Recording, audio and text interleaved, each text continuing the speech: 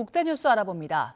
후티 반군이 사우디아라비아 선박을 공격해 홍해 수송로가 막힐 위기에 처하면서 국제 유가가 $100 선을 돌파했습니다. 트럼프 대통령은 이란에도 책임을 묻겠다며 대규모 공격 결정이 임박했고 모든 준비를 마쳤다고 주장했는데요. 뉴욕 연결해서 자세한 상황 알아봅니다. 이승윤 특파원, 국제 유가가 다시 오르면서 트럼프 대통령이 강력 대응에 나섰다고요? 네, 그렇습니다. 중동산 원유 수송 핵심 통로인 호르무즈 해협이 막힌 상황에서 우회로로 통하는 홍해 바브 엘만드브 해협까지 막힐 수 있다는 위기감에 국제유가는 2달 만에 $100를 넘어섰습니다. 국제유가 기준인 9월 인도분 브렌트유 선물 종가는 배럴당 $100.69로 전장보다 7.04% 급등했습니다. 뉴욕 유가의 기준점이 되는 9월 인도분 서부 텍사스산 원유 가격 역시 $92.19로 전장보다 6.17% 올랐습니다. 예멘의 친이란 무장 세력인 후티 반군은 홍해의 관문인 바브 엘만데브 해협을 통과하려던 사우디아라비아의 유조선 2척을 공격했다고 밝혔습니다. 바브 엘만데브 해협이 막히면 호르무즈 해협을 거치지 않고 사우디 서부 홍해 연안 안부 향해서 이 원유를 수출하는 우회 경로 역시 사실상 막히게 됩니다. 이 경우에 사우디의 원유 수출 능력이 크게 제한되고 전 세계 원유 공급량의 약 7%가 감소하게 됩니다. 이달 초 배럴당 $71 선까지 내려갔던 이 브렌트유는 불과 3주 만에 30% 이상 급등하며 글로벌 인플레이션 압력을 다시 키우고 있습니다. 이에 트럼프 대통령은 미국의 인터넷 매체인 악시오스와의 인터뷰에서 이란을 상대로 어느 때보다 더 큰 대규모 공격 결정을 내리기 직전이고 모든 준비를 마쳤다고 주장했습니다. 또 후티 반군이 홍해에서 선박을 다시 공격할 경우에 후티는 물론 이를 지원하는 이란에 강력한 군사적 조치를 하겠다고 경고했습니다. 후티 반군에 대한 트럼프 행정부의 공식 입장을 발표한 마코 루비오 미 국무장관의 발언 직접 들어보시죠. Saudi fuel ship that's flagged Chinese. It's a Chinese ship. Are they going to blow up the Chinese ship? Then this becomes a problem for China. This will become a problem for the whole world. But I hope that will de-escalate because I think the Houthis, frankly, got snookered into this thing by the Iranians. 네, 트럼프 대통령이 사우디와의 원자력 협정을 이스라엘과의 관계 정상화와 연계를 하고 또 이란처럼 비군사적인 용도라고 얘기하면서 논란이 되고 있다고요?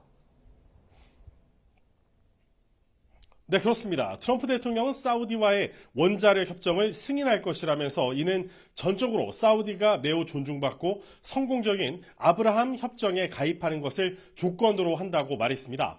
아브라함 협정이란 이 트럼프 대통령 집권 1기 때 미국의 중재로 아랍에미리트, 바레인, 모로코, 수단이 이스라엘과 외교 관계 수립에 합의한 일련의 협정을 말합니다. 트럼프 2기 행정부는 다른 중동 국가로 협정을 확대하려고 노력해왔다는 점에서 원자력 협정 체결의 전제 조건으로 사우디에 이스라엘과의 관계 정상화를 요구한 것으로 보입니다. 베냐민 네타냐후 이스라엘 총리는 즉각 사우디가 아브라함 협정에 동참하는 건 중동 평화를 향한 역사적인 도약이 될 것이라고 환영했습니다. 하지만 사우디는 이스라엘이 수용하기 어려운 팔레스타인 독립국가 건설을 관계 정상화의 조건으로 내세운 만큼 협정이 체결 하루 만에 중대 변수를 맞게 됐다고 미국 언론들은 짚었습니다. 이와 함께 트럼프 대통령은 사우디와의 협정은 민간 원자력 협정이고 핵물질 농축은 없을 것이라며 이란과 UAE 등이 이미 보유한 것과 같은 비군사적 용도에만 해당한다고 강조했습니다. 앞서 트럼프 대통령이 이란의 핵무기화를 이유로 이란을 공격해놓고 이란의 원자력 보유를 비군사적 용도라고 슬그머니 인정한 건 모순적인 모습이라는 지적이 나오고 있습니다. 또 미국 언론들은 사우디의 핵물질 농축, 재처리를 잠재적으로 허용함으로써 무기급 핵물질 생산의 길이 열릴 수 있다고 보도했고 중동에서 핵군비 경쟁이 가속화할 것으로 우려했습니다. 특히 뉴욕타임스는 사우디가 우라늄을 농축할 수 있는 걸 길로 이어질 수 있는 협정을 체결해서 한국 입장에선 왜 사우디만 되고 우리는 안 되는가라는 이 피할 수 없는 질문을 촉발했다고 지적했습니다. 이어 한국이 오랜 기간 미국과 우라늄 농축 권리를 놓고 협상해 왔는데 아직 원전조차 건설하지 않은 사우디가 잠재적 농축 권한을 확보한 건 한국에 대해 이중잣대가 된다고 평가했습니다. 그러면서 사우디의 무함마드 빈 살만 왕세자는 이란이 핵무기를 개발하면 자국도 핵을 보유할 것이라고 공언한 바가 있지만 한국은 결코 핵무기를 추구하지 않을 것임을 약속해왔다고 전했습니다. 이렇게 논란이 점점 불거지고 있는 이번 협정에 대한 백악관의 입장 직접 들어보시죠. He has said if they don't join the Abraham Accords, the deal is off. So we'll continue to have those conversations with our Saudi counterparts moving forward. 네, 그리고 뉴욕 증시는 유가 상승 영향으로 동반 하락했다고요? 네, 그렇습니다. 미국 뉴욕 증시 3대 지수는 유가 상승과 구글과 테슬라 등 빅테크의 인공지능 AI 자본 지출 우려 여파로 동반 하락했습니다. 우량주 30개로 구성된 다우존스 30 산업평균 지수는 전장보다 0.97%, 대형주 위주의 S&P 500 지수는 1.21%, 기술주 중심의 나스닥 종합지수는 2.15% 하락했습니다.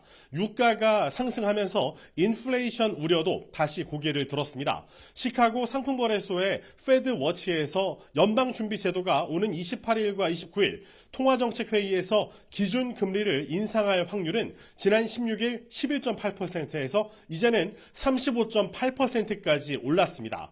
미국의 신규 실업수당 청구 건수도 18만 7천 건으로 57년 만에 최저치를 기록하면서 연준이 고용보다는 인플레이션 억제에 정책 초점을 맞출 가능성이 더욱 커졌습니다. 이런 가운데 글로벌 중앙 처리장치 CPU의 절대 강자인 인텔의 2분기 매출은 161억 3천만 달러로 시장 예상치인 144억 3천만 달러를 크게 넘어섰습니다. 2분기 조정 주당 순이익 EPS는 42센트로 예상치였던 21센트의 2배에 달합니다. 인텔의 설비 투자 KPEX 증가는 주로 장비 분야에 집중돼 있으며 올해와 내년 모두 자본 지출을 늘리고 있습니다. 이 같은 호실적에 인텔 주가는 시간 외 거래에서 무려 12% 급등했습니다. 지금까지 뉴욕에서 YTN 이승윤입니다.